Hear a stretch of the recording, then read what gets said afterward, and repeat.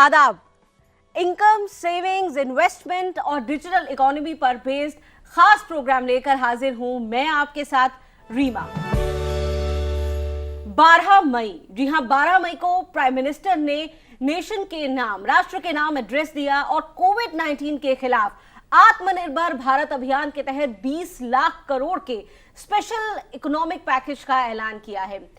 Prime minister ने अपने इस एड्रेस में आपदा को अवसर यानी कि इस पैंडेमिक को एक अपॉर्चुनिटी बताते हुए लोकल को वोकल करने के लिए देश को सेल्फ रिलायंट बनाने का ये ऐलान किया है। खास बात यह है कि हमारा मुल्क भारत एग्रीकल्चरल प्रोडक्शन में ह्यूज पोटेंशियल वाला दुनिया की एक फास्टेस्ट ग्रोइंग इकोनॉमी बनकर सामने आया है। यहां जानने वाली बात यह हो जाती है कि मैन्युफैक्चरिंग इंडस्ट्री, जो स्मॉल स्केल मैन्युफैक्चरिंग इंडस्ट्री है, वो क्या है और इसके कामयाब होने की पॉसिबिलिटीज क्या नजर आती हैं, इसका रोल क्या है। भारत अगर सेल्फ रिलायंट बनने की दिशा में आगे जाता है तो इसका रोल, इसकी भूमिका कितनी बड़ी होती है, और इसी पर हम बात करेंगे। हमारे साथ बात करने के लिए स्टूडियो में हमारे साथ बेहद खास मेहमान मौजूद है, बहुत अच्छा तजुर्बा रखते हैं इस फील्ड में। हमारे साथ हैं कंपनी सेक्रेटरी विनीत सहाय जी। विनीत जी, आपका स्वागत है। और साथ ही हैं economist doctor Sharad Kohli. Doctor Sharad Kohli, I welcome you on the show. तो आइए शुरुआत करते हैं। सबसे पहला सवाल विनीत जी मेरा आपसे है, 20 लाख करोड़ का पैकेज प्रधानमंत्री ने इसकी घोषणा की है। एसएमई सेक्टर जो है हमारा, उसके अंदर एक खुशी है, लेकिन अगर वो समझना चाहे, एबीसी से वो ये समझना चाहे दरअसल कि ये पैकेज सीधे तौर पर क्या फायदा लेकर आ रहा है, तो ये आप कैसे समझाएंगे? हम एक इनिशियल डेफिनेशन की बात कर रहे हैं। एमएसएमईज पहले से भी काम कर रहे हैं और काफ़ी अच्छा हमारे देश के जीडीपी में अराउंड 30% उनका कंट्रीब्यूशन रहा। बहुत इफ़िशियंसी से के साथ काम करते रहे हैं वो। उनके साथ कुछ समस्या जो पैंडेमिक के कारण भी हुआ और कुछ पहले भी समस्या था, उनको काफ़ी अच्छे तरीके से एड्रेस की। सबसे बड़ा जो समस्या था उनका लिक्विडिटी की, बैंक से लोन लेने की जो समस्या था, उस पर गवर्नमेंट ने अच्छा खासा फोकस किया और उनके लोन को सुचारू रूप से उनको दिलाने के लिए गवर्नमेंट ने सॉवरिन गारंटी दी है। उनके लोन के लिए 3 तरह का लोन को कैटेगराइज किया। जो अच्छे हेल्दी एसएमईज हैं, जो कोविड के पहले बहुत हेल्दी थे, चल रहा था, जिनको लोन भी मिला हुआ था बैंक से, उनको 20% एडिशनल लोन दिया। और जानने वाली बात यह है कि ये 20% जो लोन है ये ऑटोमेटिक है। इसके लिए कोई अप्रूवल की ज़रूरत नहीं है, इसके लिए कोई एडिशनल डॉक्यूमेंटेशन नहीं है, इसके लिए कोई भी कोलेट्रल उनको देना नहीं पड़ेगा। मतलब कि उन्हें कोई भी एडिशनल अपने प्रॉपर्टी बैंक को मॉर्गेज नहीं करना पड़ेगा। ये बहुत इंपॉर्टेंट पॉइंट है। I would like to ask you doctor Sharad Kohli कि ये कोलेट्रल फ्री लोन जो है, लोग इसका कितना और कैसे फायदा उठा सकेंगे? देखिए, पैंडेमिक की वजह से रीमा हुआ क्या कि एमएसएमई सारे के सारे, क्योंकि उनकी सेल बंद हो गई, उनका रेवेन्यू आना बंद हो गया, उनके कारखाने या जो भी छोटे मोटे बिजनेसेस से सारे बंद हो गए।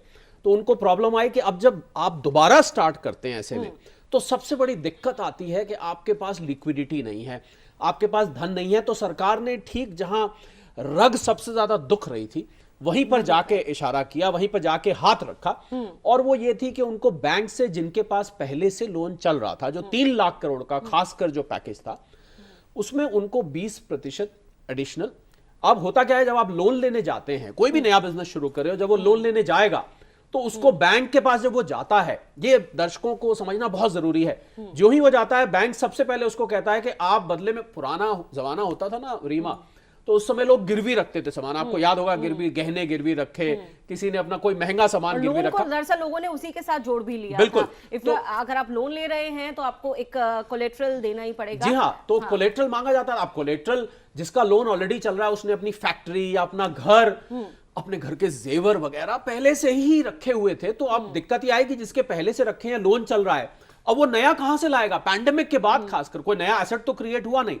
तो इसलिए सरकार ने, मैंने कहा ना, दुखती रग पे हाथ रखा। तो सरकार ने वही राहत दी कि अब आप बैंक के पास जाइए, आपसे कुछ भी, वो जो गिरवी रखने वाली बात थी, अगर हम आसान भाषा में समझे, कोलेट्रल कोई नहीं चाहिए, आपका लोन चल रहा है, आपको 20% एडिशनल तुरंत ऑटोमेटिक आपको वो मिल जाएगा। मुझे लग रहा है इस एडिशनल अमाउंट मिलने की वजह से, देखिए इसमें समझने वाली बात क्या है कि पहले जो आपने लोन लिया हुआ था, वो तो आपका बिजनेस में पहले से ही घूम रहा था, लगा हुआ था, पर ये नया मिलने से आपको जो अपनी फैक्ट्री को चलाने में, बिजनेस को चलाने में वर्किंग कैपिटल चाहिए था, आपने तनख्वाहें नहीं दी थी, आपने अपने वेंडर्स को पेमेंट नहीं करी थी, बिजली के बिल नहीं दिए थे, किराए नहीं दिए थे, उससे एकदम से राहत मिली और वो जो रुका हुआ पहिया था वो दोबारा से इससे चल पड़ा। ये बहुत इंपॉर्टेंट पॉइंट है विनीत जी, क्योंकि एक बहुत बड़ा लकूना इस पेंडेमिक ने क्रिएट किया है और अब चारों तरफ से कोशिशें हैं और ये बड़ी कोशिश है राहत देने की इस सेक्टर को। आपको बता दें कि एसएमई सेक्टर एक बहुत बड़ा सेक्टर है देश का और अच्छी खासी तादाद में महिलाएं भी इसमें शामिल हैं, लेकिन बात वही है कि 25 लाख से भी नीचे से ये इंडस्ट्री शुरू हो जाती है। ऐसे में इस लेकुना में पहले ही जो आप नुकसान झेल चुके हैं, अब उससे सरकार आपको बाहर निकाल रही है। इमरजेंसी क्रेडिट लाइन की बात की गई है। लोग ये भी जानना चाहते हैं कि दरअसल इसके लिए एलिजिबल कौन है? एलिजिबल वही लोग हैं जिनका लोन पहले से चल रहा था, हेल्दी थे, जिनका अप टू 100 करोड़ टर्नओवर था और 25 करोड़ अप टू लोन उनको मिला हुआ था। उनको अब 20% मिलेगा, उस लोन का 20% मिलेगा जो 29 फरवरी 2020 में आउटस्टैंडिंग था। उनको कोई कोलेटरल नहीं देना है और उनको ऑटोमेटिक मिलेगा, उन्हें कोई भी एडिशनल डॉक्यूमेंट कुछ भी नहीं है। बैंक रिफ्यूज नहीं कर सकता है। आप ये टर्म देखिए कि इसमें ऑटोमेटिक वर्ड है। ऑटोमेटिक मींस आपको नहीं चाहिए तो आपको बैंक को बोलना पड़ेगा I don't want this loan, otherwise it will given to you automatically. ये भी बहुत खास बात है जो यहाँ पर समझने की ज़रूरत है उन तमाम लोगों को जो ये शो देख रहे हैं। और दरअसल इस पैकेज के ऐलान के साथ ही जो तमाम निटी ग्रिटीज थी वो जानना चाह रहे थे, उसी के लिए हम ये शो कर रहे हैं। यहाँ पर बात ये भी है शरद जी कि इसकी क्रेडिट लिमिट कितनी है मैक्सिमम, अलग अलग अगर हम मदों में बात करें तो इसकी मैक्सिमम क्रेडिट लिमिट क्या है, कितनी? देखिए 100 करोड़ अगर आपकी टर्नओवर है तो पहले तो वहां तक था, 25 करोड़ का आपका लोन चल रहा है उनके लिए था। हम ये देखना है रीमा, इसमें जो खास बात ये निकल के आई कि पैंडेमिक के दौरान ये जो एमएसएमई सेक्टर और जो आत्मनिर्भर भारत अभियान का एक बहुत बड़ी खबर उसमें खबर बन गई। वो ये खबर थी कि बहुत सालों से चल रहा था कि एमएसएमई की जो डेफिनेशन है वो उसको बदला जाए, क्योंकि वो खाली निवेश के बेसिस पे थी, इन्वेस्टमेंट के बेसिस पे थी। उसको सरकार ने वो जो पेंडिंग था, बहुत दिनों से पेंडिंग था, उस पर डिस्कशन चल रहा था, उसको टर्नओवर बेस कर दिया। और इसका रिजल्ट क्या हुआ? इसका रिजल्ट ये हुआ कि अभी एक आध दिन पहले की खबर आई है कि 99% बिजनेसेस इंडिया में अब वो एमएसएमई हो गए हैं। तो इनकी आप अहमियत समझ सकते हैं कि कितनी अहमियत है। और अगर हम इससे ये जो अभी डेफिनेशन बदली गई, इससे पहले कि अगर कुछ बड़े रोचक आंकड़े देखें इंटरेस्टिंग, तो 11 करोड़ लोग एमएसएमईज में नौकरी कर रहे थे। 29% देश की जीडीपी एमएसएमई सेक्टर से आ रही थी। करीब करीब 45% एक्सपोर्ट एमएसएमई सेक्टर से हो रहा था। तो मुझे लग रहा है एमएसएमई के बिना, अगर मैं इसको आसान भाषा में कहूं, आसान लफ्ज इस्तेमाल करूं, तो एमएसएमई के बिना अब भारत में बिजनेस को सोचना करीब करीब जो है नामुमकिन हो गया है। जहां 99% बिजनेस, तो कुल 1% बिजनेस ऐसे हैं रीमा जो अब एमएसएमई सेक्टर में नहीं आते। तो मुझे लग रहा है वो जो 100 करोड़ 25 करोड़ की जो लिमिट थी वो तो थी।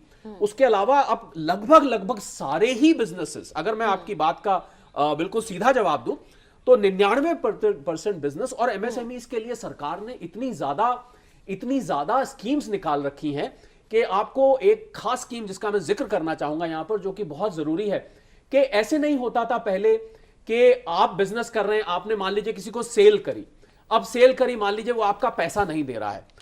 एमएसएमई मिनिस्ट्री ने अपनी जो गाइडलाइंस निकाली है रीमा, उसमें यहां तक है, जबकि बोलते हैं ना मियां बीबी राजी तो क्या करेगा काजी। आपका वेंडर है, आपके रिलेशन है उससे, आप पैसा वसूलिए ना उससे, पर मिनिस्ट्री ने आके वहां भी दखल देने का एक इनिशिएटिव लिया कि अगर आपकी पेमेंट नहीं आती है तो हम दखल देके आपकी पेमेंट वसूल कराएं।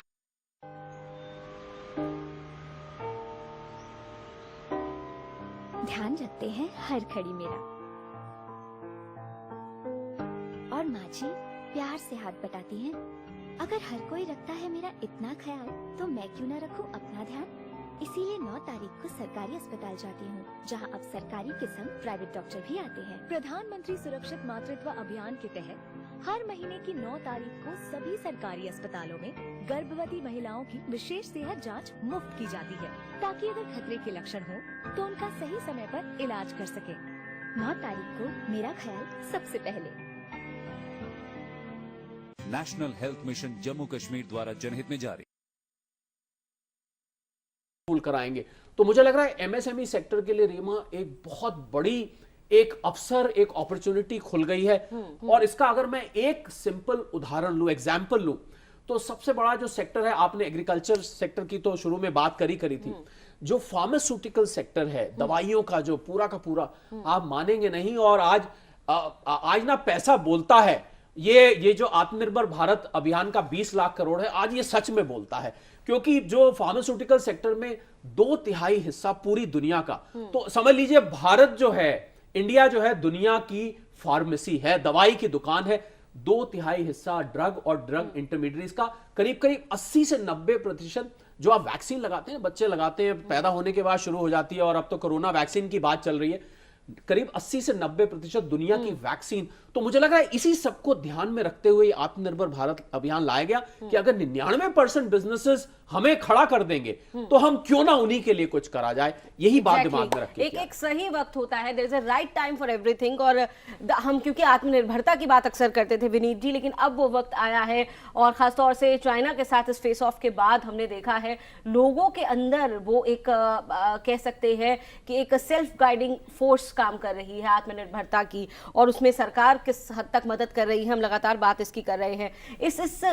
अब यहाँ पर लोग ये भी जानना चाहेंगे कि दरअसल इस लोन के अप्रूवल की हम लोग बात कर रहे थे, रीपेमेंट की बात भी हम लोग करना चाहेंगे, वो भी लोग समझना चाहेंगे कि इसको चुकाने के लिए सिलसिलेवार तरीके से क्या है जो तमाम बातें। इस लोन में 2 चीज़ें थी जो हम लोग मिस कर रहे थे। इस लोन को जो अप्लाई करने का लास्ट डेट है वो 30 अक्टूबर है, और सभी लोग इस 30 अक्टूबर तक अवेल कर सकते हैं। दूसरा चीज़ है कि इसको जो रीपेमेंट की बात है, रीपेमेंट इसको पहले साल इसका प्रिंसिपल नहीं लौटाना है आपको, और इसका रीपेमेंट का टोटल ड्यूरेशन 4 साल है। फर्स्ट ईयर आपको लोन का कुछ भी आपको प्रिंसिपल नहीं लौटाना है, ये भी इसकी बहुत बड़ी सहूलियत वाली बात है।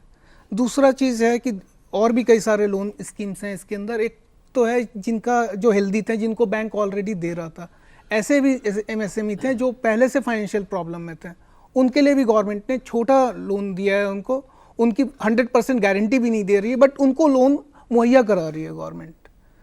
इसके अलावा कुछ ऐसे एसएमईज हैं जिनको इक्विटी दे रही है, इक्विटी में इन्वेस्टमेंट एक फंड बना रही है, उसके लिए इक्विटी अरेंज कर रही है। इन इक्विटी अगर एमएसएमई में आएगा तो इससे क्या फ़ायदा होगा कि ये सारे इक्विटीज़ ये ओवर द पीरियड ये स्टॉक एक्सचेंज में लिस्ट होंगे, तो हमारा कैपिटल मार्केट बढ़ेगा।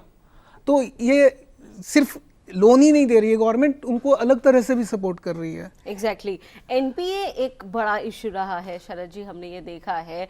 और यहाँ जब हम सबऑर्डिनेट डेट की बात करते हैं एनपीएस के लिए, एमएसएमईज के लिए, तो लिक्विडिटी अमाउंट कितना उसके लिए इसमें ऑफर किया गया है और कैसे उसका फायदा उठा पाएंगे? देखिए अभी जैसे कि अभी जिक्र हुआ कि हमने 25 करोड़ 100 करोड़ की बात करी, हमने विनीत जी ने वापस कब करना है, 4 साल की उसकी मियाद रखी गई, 1 साल तक मॉरेटोरियम है कि आपको उसमें कुछ नहीं देना है, ब्याज की दर भी उसकी जो है बड़ी बड़ी रियायती रखी गई है। तो एनपीएस जैसा कि अभी विनीत ने बताया कि इसमें एक खास एलोकेशन किया गया, और ये आज तक कभी नहीं हुआ कि ऐसे लोगों को लोन दिया जाए जो कि पहले से शायद बहुत ज्यादा हेल्दी कैटेगरी में नहीं थे। ये पहली दफे सरकार ने कदम उठाया कि मेरे ख्याल 20,000 करोड़ के करीब का एलोकेशन किया गया उनके लिए। 20,000 करोड़ केवल ऐसे एमएसएमईज के लिए जो कि बहुत रेगुलर रीपेमेंट में नहीं थे, जिनकी डेट गुड डेट या हेल्दी डेट में नहीं आती थी। मुझे लग रहा है ये एक बहुत बड़ी पहल है, क्योंकि एनपीएस का आपने जिक्र किया, एनपीएस को हम ऐसी नजर से देखते हैं कि ये वो लोग हैं स्टिकी डेट जिसको बोलते हैं, जो लोग समय पे अपना लोन वापस नहीं करते हैं, 1-1, 2-2 साल हो गए, किसी पे मुकदमे भी चल रहे हैं, किसी पे रिकवरी प्रोसीडिंग चल रही है। तो मुझे लग रहा है ऐसे लोगों को आके लोन देना जिनकी की आगे डेट सर्विसिंग हेल्दी नहीं है, बहुत बड़ा कदम था। इक्विटी की भी इन्होंने बात करी, और वो भी मैं अभी हम उसको डिस्कशन में लाने वाले थे। बहुत अच्छा किया विनीत आपने जिक्र किया, क्योंकि मेरे मन में ये आ रहा था।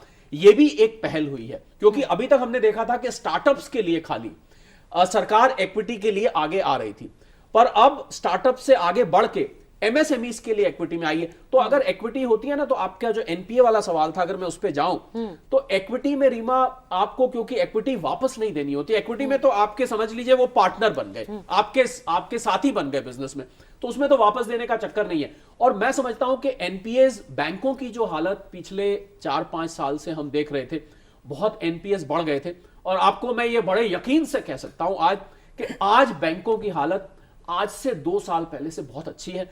उनकी जिसको एक शब्द होता है जिसको कहते हैं, लफ्ज इस्तेमाल करते हैं हम, छटनी, बहुत छटनी हो गई है। बैंकों का कंसोलिडेशन हो गया है, बैंक मर्ज हो गए हैं और सरकार इस बात पे खास ध्यान दे रही है कि जो भी लोन दिया जा रहा है वो एनपीए ना हो। देखिए एनपीए की नौबत क्यों आती है? इसीलिए आती है कि आपका बिजनेस घाटे में चला जाता है, या आपने गलत व्यक्ति को दे दिया, या जिसको नहीं मिलना चाहिए था उसको दे दिया। मुझे लग रहा है अब जो स्क्रीनिंग प्रोसेस है वो बहुत ही दुरुस्त है और अब एनपीएस आगे आगे हम देखेंगे कि वो घटते चले जाएंगे। आहिस्ता आहिस्ता आपको एक हेल्दी बैंकिंग सेक्टर दिखाई देने लग जाएगा। बिल्कुल। फंड ऑफ फंड्स की हम बात अगर करें Vineet ji, what is the amount of equity infusion for MSME through fund of funds? Equity infusion government is not doing all alone. Government सिर्फ अकेले नहीं कर रही है, इसमें गवर्नमेंट ने अपने साथ पार्टनरिंग, अभी ये क्लियर नहीं है लेकिन ये पार्टनरिंग होगी। एलआईसी और बड़े बड़े इंस्टीट्यूशन आएंगे, 50% वो डालेंगे, 50% गवर्नमेंट डालेगी और इसी फंड से, इसी फंड का यूटिलाइजेशन होगा इक्विटी पार्टिसिपेशन में। करीब 50,000 करोड़ का लगभग फंड है। बड़ा आंकड़ा है, बहुत बड़ा आंकड़ा है और आज तक कभी नहीं हुआ। और जैसा कि इन्होंने भी जिक्र किया कि स्टॉक मार्केट पे ये जो नितिन गडकरी जी हैं, एमएसएमई के जो मिनिस्टर हैं, उन्होंने पहले भी ये जिक्र किया और मैं समझता हूं बहुत बड़ी पहल है, क्योंकि शेयर मार्केट ऐसा माना जाता था कि बहुत बड़ी कंपनीज के लिए है जिनकी 1000, 2000, 3000 करोड़ से नीचे तो बात ही नहीं होती। छोटे व्यापारियों को, छोटे कंपनीज को अगर आप स्टॉक मार्केट में लाते हैं तो उससे आपका कैपिटल क्रिएशन ज्यादा होता है, कैपिटल मार्केट होता है, छोटे निवेशकों को वहां मौका मिलता है निवेश। आप सोचिए कि वो कितने बड़े बन सकते हैं। आज देश की सबसे बड़ी निजी company 11-12 lakh crore market capitalization पे पहुंच चुकी है और उसका श्रेय, उसका क्रेडिट हम स्टॉक मार्केट को देते हैं। तो मुझे लग रहा है अगर छोटी छोटी एमएसएमई स्टॉक मार्केट में आ जाए या इनके लिए एक अलग स्टॉक मार्केट क्रिएट हो जाए, जिसकी बात चल रही है मिनिस्ट्री में, मुझे लग रहा है ये हमारे आत्मनिर्भर भारत अभियान की सबसे बड़ी सफलता होगी, सबसे बड़ा सक्सेस होगा। बिल्कुल। और क्योंकि ज़्यादातर हमारी जो एसएमईज हैं, यूनिट्स हैं, वो देश के उन हिस्सों में आती हैं जहां पर शायद अब तक तकनीक का उतना विस्तार नहीं है। अभी तक हम टेक्नोलॉजी एनहेंसमेंट की बात करते हैं, वो नहीं है। ये तमाम बातें आती हैं। उन चुनौतियों को दूर करने के लिए, उन चैलेंजेस को ओवरकम करने के लिए आपको लगता है कि इस तरफ भी ध्यान दिया जाएगा? जरूर पॉलिसी गवर्नमेंट, इसमें जो हमारा आत्मनिर्भर सिस्टम है, इसमें गवर्नमेंट ने टेक्नोलॉजी, पॉलिसी, इंफ्रास्ट्रक्चर सभी पे बहुत ध्यान दिया है। और ये जो इक्विटी पार्टिसिपेशन है, ये बेसिकली इसी को देख के किया गया कि किसी के पास टेक्नोलॉजी है वो पार्टिसिपेट करे उन प्राइवेट प्लेयर्स के साथ, जो कि वो आगे जाके उनमें पोटेंशियल बने और वो स्टॉक एक्सचेंज पे लिस्ट हो। तो ये टेक्नोलॉजी तो विशेष तौर पे गवर्नमेंट का बहुत ध्यान है टेक्नोलॉजी डेवलपमेंट पे, और बिना टेक्नोलॉजी डेवलपमेंट के एमएसएमई की सक्सेस स्टोरी पॉसिबल भी नहीं है, संभव ही नहीं है ये। बिल्कुल, क्योंकि शरद जी, वही आपसे भी मेरा कनेक्टिंग क्वेश्चन है, क्योंकि एसएमईज दरअसल देश की जड़ों से निकलकर आती है और फिर आगे तक जाती है, सक्सेस स्टोरीज आगे तक जाती है। लेकिन यहाँ पर हमने देखा जो डिजिटल हिंड्रेंस है वो तो एक पहलू है ही जिस पर बात करने की ज़रूरत है। समझने के लिए दरअसल जो लिक्विडिटी है वो उन तक कैसे पहुंचेगी, ये एक बड़ी बात है। और तमाम जो दूसरे चैलेंजेस हैं जिसमें एक आम व्यापारी एमएसएमई तबके का नहीं समझ पा रहा, नहीं पहुंच पा रहा, आपको कैसे लगता है कि उन चैलेंजेस को कैसे ओवरकम किया जाएगा और क्या ये लंबा वक्त लेगा? नहीं, मुझे नहीं लगता। अब उर्दू में एक शेर बोलते हैं, उसके आखिर में आता है अब दिल्ली दूर नहीं है। अब वो वक्त लंबा नहीं लगेगा। और आपने क्योंकि टेक्नोलॉजी की बात करी, तो टेक्नोलॉजी में एक बात मैं जिक्र यहां पर जरूर करना चाहूंगा, वो ये है कि ये जो लॉकडाउन का पीरियड था और बहुत सारे देखिए जहां पर फैक्ट्री चलनी थी, मशीनें चलनी थी, फैक्ट्री का शेड था, वर्कर्स ने आना था, वो तो मैं मानता हूं लॉकडाउन में लॉक ही रहा, हालांकि खोल दिया गया बाद में, अब तो हम अनलॉकिंग फेज में है। पर इसने टेक्नोलॉजी के मामले में एमएसएमईज को बड़ा कुछ सिखाया। जहां पर वर्क फ्रॉम होम पॉसिबल था रीमा, वहां केवल वर्क फ्रॉम होम नहीं हुआ। उन्होंने आइंदा के लिए, आने वाले वक्त के लिए, उन्होंने अपने लिए कहा यही टेक्निक चलेगी। बहुत सारी कंपनी ऐसी मैं जानता हूं, वो कहते हैं आगे से हम ऐसे ही चलेंगे, हमें इतनी बड़ी जगह की जरूरत नहीं है। पर ये वहां पर है जहां पर फैक्ट्री नहीं है, मशीन नहीं चल रही। तो आपने जो सवाल पूछा कि उनके लिए आगे वक्त लगेगा, मुझे लग रहा है टेक्नोलॉजी ज्यों-ज्यों एमएसएमईज तक पहुंचेगी त्यों-त्यों उनकी तरक्की उतनी स्पीड पकड़ लेगी, उतनी रफ्तार पकड़ लेगी और वो उतनी जल्दी आगे बढ़ेंगे। और सबसे बड़ी बात, एक बहुत अहम बात जो मैं यहां जिक्र करना चाहूंगा कि एमएसएमई मिनिस्ट्री ने एक जेम्स नाम से पोर्टल शुरू किया हुआ है जिसको हम बोलते हैं गवर्नमेंट ई मार्केट प्लेस।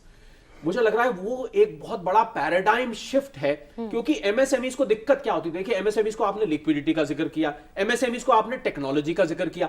दूसरी जो सबसे बड़ी दिक्कत आती थी रीमा, जो एमएसएमईज को बढ़ने से रोकती थी, कि उनको मार्केट नहीं मिलती थी। हम अपना माल बना के आखिर बेचे कहां? कौन लेगा हमसे? तो मुझे लग रहा है उस जेम्स ने बहुत बड़ा एक रोल प्ले किया है। अब वो जेम्स पे लिस्टिंग करा सकते हैं, लिस्टिंग करा के अपना माल बेच सकते हैं, और माल बेच के ऑनलाइन कॉमर्स का, जिसको हम ई कॉमर्स कहते हैं, उसका वो फायदा उठा सकते हैं। बिल्कुल, यहाँ ग्लोबल टेंडरिंग की बात आ रही है एमएसएमई में। विनीत जी, ब्रीफली मैं आपसे जानना चाहूंगी, is there any cap for that? इसमें 200 करोड़ तक का जो भी टेंडर गवर्नमेंट निकालेगी, इसमें ग्लोबल टेंडरिंग को गवर्नमेंट ने मना कर दिया।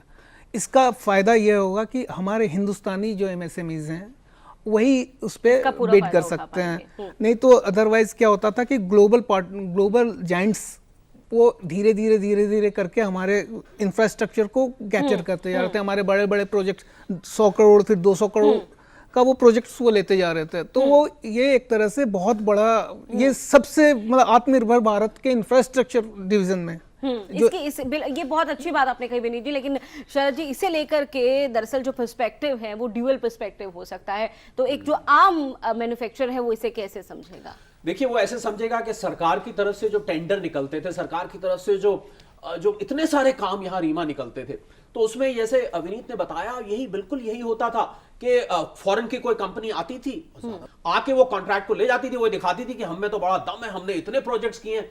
अब मुझे लग रहा है उस पे जो 200 करोड़ की ये सीलिंग लगा दी है, अब भारत में हमारे अपने यहाँ की बनी हुई कंपनी जो यहाँ से पनपेगी, जो आपने कहा कि जमीन से पनप के निकलते हैं, आज उस कंपनी में इतनी हिम्मत होगी कि वो 200 करोड़ की जो कैप है, 200 करोड़ से नीचे के प्रोजेक्ट वो लें। और आप समझ सकते हैं, आप एक मैं उदाहरण लूं, एग्जांपल लूं, मान लीजिए एक कंपनी की 2-3 करोड़ टर्नओवर थी, आज उसको ये मौका मिला है, मान लीजिए 175 करोड़ का कोई प्रोजेक्ट निकलता है, उसको all of a sudden 175 crore का वो प्रोजेक्ट लेने का मौका मिलेगा। आप सोचिए कि कहां वो 2 करोड़ पे था, और अगर वो सारे साधन मुहैया करा के और वो 200 करोड़ का प्रोजेक्ट ले लेता है, आप समझिए कि एक लीप फ्रॉग अंग्रेजी में शब्द होता है, कितनी बड़ी वो जंप मारेगा और कहां के कहां वो पहुंच सकते हैं।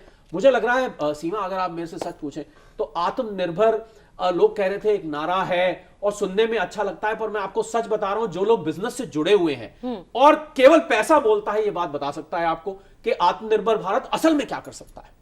बिल्कुल, आत्मनिर्भर भारत असल में क्या कर सकता है ये हमने जाना, हमने तमाम वो पहलू जाने, वो तमाम वो एंगल हमने यहाँ पर समझने की कोशिश की। दरअसल जो इस 20 लाख करोड़ के पैकेज से निकले हैं, कैसे एक आम व्यापारी, आम मैन्युफैक्चरर इसका फायदा उठा सकता है, क्योंकि ये आपके लिए है। और जैसा कि शरद जी या विनीत जी, हम अक्सर ये कहते हैं, there is always light at end of the tunnel. और ये जो टनल है, ये जो सुरंग है पैंडेमिक की, ये जिन लोगों को लंबी लग रही थी, सरकार ने इस टनल के सुरंग के लास्ट में, एंड में जाकर के आपको एमएसएमई सेक्टर को एक ये जो रोशनी की किरण है, ये जो टॉर्च लाइटिंग है, वो दिखा दी है। और इसके लिए आप जाहिर तौर पर और ज्यादा होपफुल रह सकते हैं। एक आखिरी सवाल ये है विनीत जी, मैं ये समझना चाहूंगी कि प्लान तमाम है, एग्जीक्यूशन के लेवल पर अगर हम ये समझें कि ग्रास रूट में इसे फाइनल टच कैसे देगी सरकार, क्योंकि अभी कंफ्यूजन बहुत है, इस कंफ्यूजन को खत्म करने की भी जरूरत है। ये आखिरी सवाल मैं आपसे देखिए, गवर्नमेंट सिर्फ